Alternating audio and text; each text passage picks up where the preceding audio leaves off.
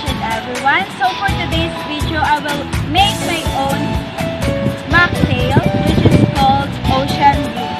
So these are the ingredients: the ice cubes, Gatorade, Sprite, the Yakult, and the orange.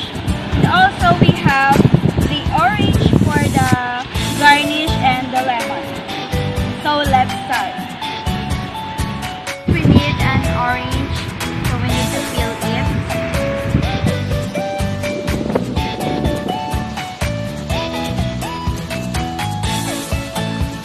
The orange, so we need to put it on the wine glass.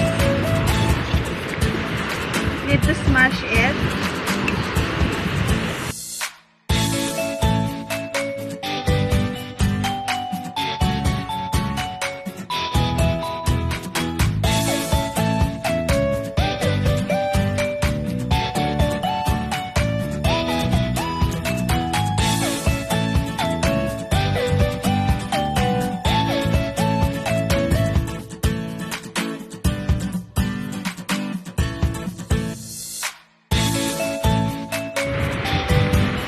We finish getting the seeds of the orange, so we need to put the ice cubes.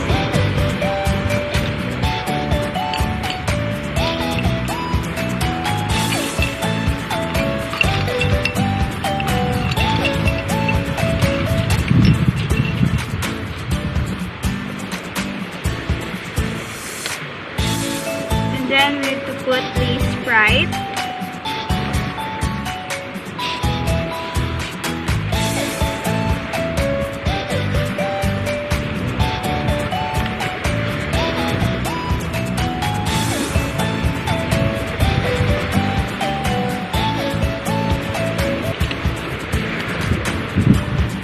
Next is the Yakult.